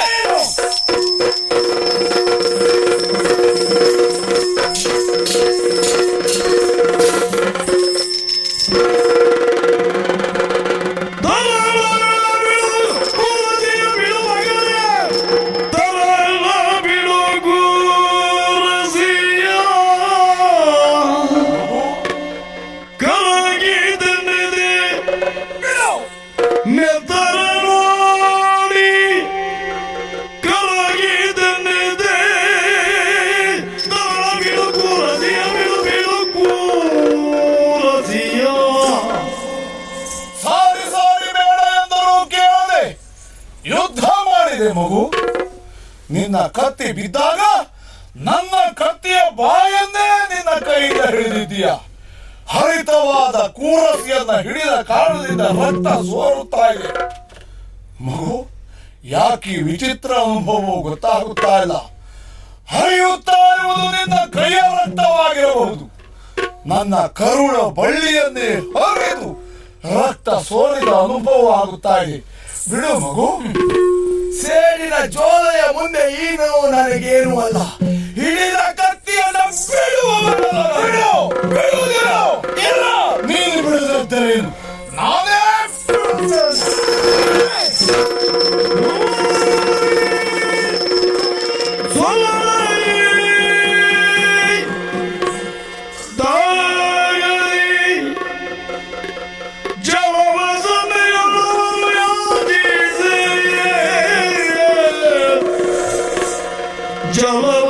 ಸನ್ನೆಯುಳವನು ಯಾಚಿಸೆ ಗಂಗಾ ತೀರ್ಥವನು ಕುಡಿಸುತ್ತಿದೆ. ತಾಯದವ ನೋಡಿಯೇ ಹುಡುಗನ ತಾಯದವ ನೋಡಿ ಹುಡುಗನಂಗದ ಎಂದು ಬಂದಿದೋ. ಹುಡುಗನಂಗದು ಎಂತು ಬಂದೆಂದೊಡನೆ ಕೇಳಲು. ವೈರಿಯಾದರೂ ನಾನು ನೀರು ನೀರು ಎಂದು ಬೊಬ್ಬಿಟ್ಟಾಗ ಗಂಗಾಜಲವನ್ನ ತಂದು ಕತ್ತಿಯ ಧಾರೆಯಿಂದ ನನ್ನ ಬಾಯಿಗೆ ಎರೆಯುತ್ತಿರುವ ನಿನ್ನ ಮುಖ ನೋಡಿದೆ ಮಗು. ನಿನ್ನ ಕೊರಳಲ್ಲಿ ಕಾಣುತ್ತಾ ಇದೆಯಲ್ಲ ತಾಯತ. ಹೌದು, ಅದು ಯಾರು ಕಟ್ಟಿದ್ದು? ನನ್ನಮ್ಮ. ಯಾರು ನಿನ್ನಮ್ಮ? ಮಯೂರಿ.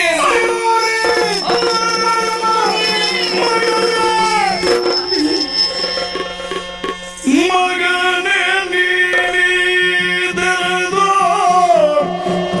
ಅಯ್ಯನ ಧ್ವಜಿಕೊಂಡೆಯ ಅಯ್ಯನ ಧ್ವಜಿಕೊಂಡೆಯ ನಿರತ ಯಾಚಿಸುತ್ತಿದ್ದ ಭಾಗ್ಯವ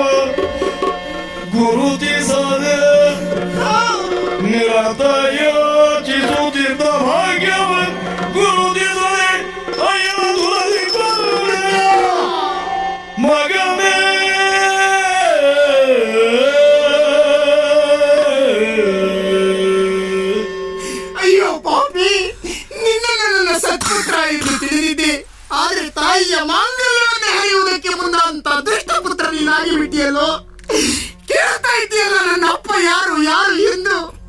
ಇವತ್ತು ನಿನ್ನ ಕತ್ತಿ ಇರಿತಕ್ಕೆ ಒಳಗಾಗಿ ಪ್ರಾಣಾಂತಿಕವಾಗಿ ನರಳುತ್ತಿರುವಂತ ಇವರೇ ನಿನ್ನ ಅಪ್ಪ.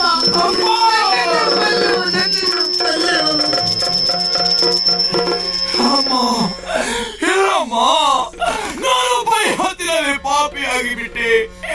ಹೆತ್ತ ತಂದೆಯನ್ನ ಕೊಲ್ಲುವುದಕ್ಕೆ ಮುಂದಾದಂತಹ ನಾನು ಈ ಪ್ರಪಂಚದಲ್ಲಿ ಮದಿಗೇಡಿಯಾಗದಿರು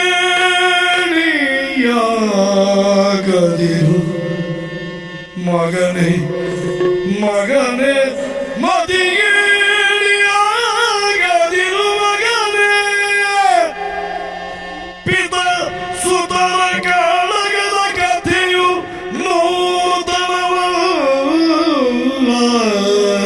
ಪಿತ ಸುತರ ಕಾಳಗದ ಕಥೆಯು ನೂತನವಲ್ಲ. ಮದಿಗೇಡಿಯಾಗದಿರು ಮಗನೇ, ಪಿತ ಸುತರ ಕಾಳಗದ ಕಥೆಯು ನೂತನವಲ್ಲ. ವೈರಿಗಳ ಕೊಂದು ನಿನ್ನವ್ವೆಯನು ಸಲವೋ, ನಿನ್ನವ್ವೆಯನು ಸಲವೋ.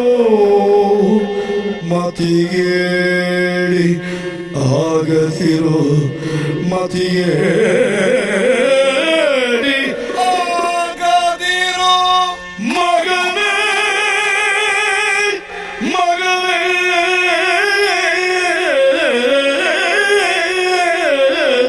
ಮಗನೇ. ಮುಂದಾಗಬೇಡ ಮಗನೇ, ತಡೆಯಬೇಡ. ಅದು ಮತಿಗೇಡಿತನವಾದೀತು. ತಂದೆಯ ಸಾವಿಗೆ ತಾನೇ ಕಾರಣ ಎಂಬುದಾಗಿ ಭಾವಿಸಬೇಡ ನೀನು. ಮತ್ತಿನ್ನೇನಪ್ಪ? ನಿನ್ನ ಮುಖದರ್ಶನ ಆದಾಗ ನನ್ನ ಪಾಲಿಗೆ ಮೃತ್ಯು ದರ್ಶನ ಎನ್ನುವುದು ಎಂದೋ ನಿರ್ಧಾರವಾದ ಮಾತು. ಮಯೂರಿ, ಆ ಹೊತ್ತು ನೀನೊಂದು ಮಾತನ್ನ ಹೇಳಿದ್ದೆ, ಯಾವ ಕಾಲಕ್ಕೂ ಮಗನ ಮುಖದರ್ಶನ ಮಾಡಬೇಡ ನನಗೆ ಎಂದಾಗ. ಯಾಕೆ ಅಂತ ಕೇಳಿದೆ. ಕಾಲ ಕೂಡಿ ಬಂದಾಗ ಹೇಳುತ್ತೇನೆ ಅಂತ ಹೇಳಿದೆ ನಾನು. ಆದ್ರೆ ನನಗೆ ಕೊನೆಗಾಲ ಬಂದಾಗ ಹೇಳುವ ಸ್ಥಿತಿ ಬಂತು. ಮಯೂರಿ, ಕುದುರೆಯನ್ನ ಕಳಕೊಂಡು ಖಿನ್ನನಾಗಿದ್ದಾಗ ಬಂದಂತ ಜೋಗಿ ಆಡಿದ ಮಾತು. ಕುದುರೆ ಉತ್ತರ ದಿಕ್ಕಿನಲ್ಲಿದೆ, ಅಲ್ಲಿ ನಿನಗೊಬ್ಬಳು ಚದುರೆಯೂ ಸಿಗುತ್ತಾಳೆ. ನಿಮ್ಮಿಂದ ಪ್ರಪಂಚವನ್ನು ಕಂಡಂತ ಮಗನ ಮುಖದರ್ಶನ ನಿನಗೆ ಮೃತ್ಯು ದರ್ಶನ ಎಂದು.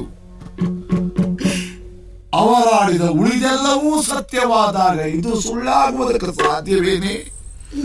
ಅದಕ್ಕಾಗಿ ಕಣ್ಣೀರು ಸುರಿಸಬೇಡ. ನನಗೆ ನೊಂದೇ ಆಸೆ. ಎಲ್ಲಿದ್ದಾರೆ ನನ್ನ ದೊರೆ?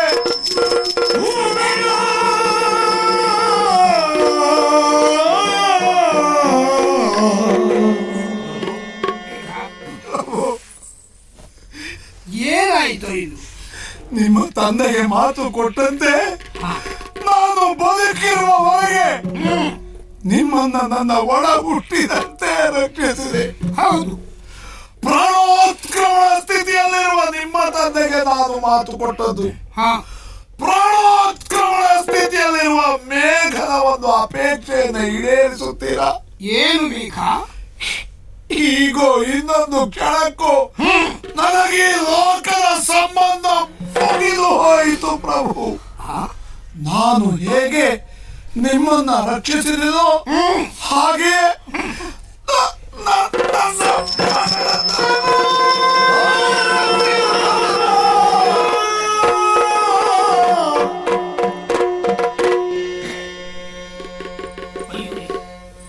ಅಳಬೇಡ.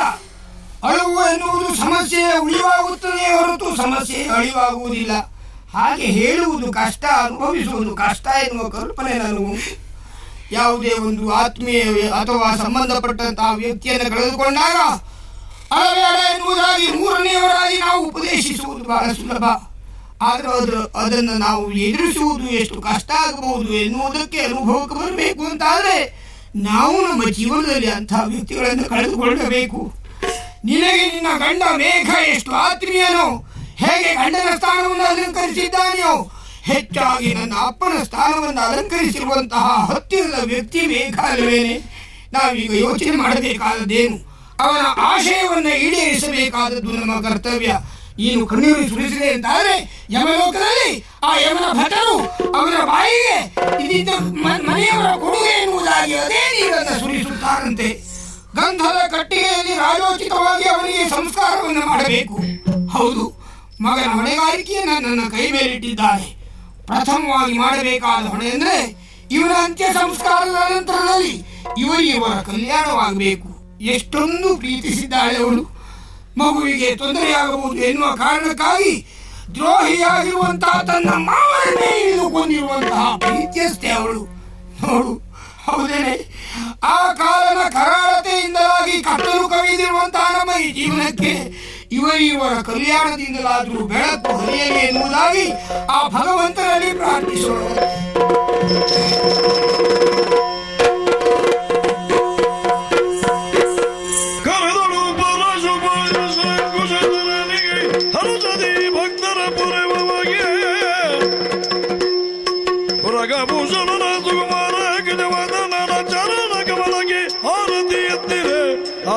ಬೆಳಗಿದೆ ಆರತಿ ಎತ್ತಿದೆ ಗಜಮುಗದ ಬಗೆ ಬಗೆ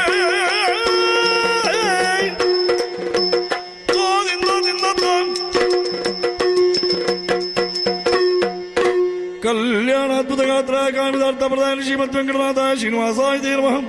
ಮಂಗಲಂ ಭಗವಾನ್ ವಿಷ್ಣು ಮಂಗಲಂ ವತ್ಸೋದರ ಮಂಗಲಂ ದೇವಕೇ ಪುತ್ರ ಮಂಗಲಂ ಗರುಡಧ್ವಜ ಸರ್ವಮಂಗಲ ಮಾಂಗಲ್ಯೇ ಶಿವೆ ಸರ್ವಸಾಧಿಕೆ ಶರಣ್ಯೇ ತ್ರ್ಯಂಬಕೆ ದೇವಿ ನಾರಾಯಣಿ ನಮೋಸ್ತುತೇ.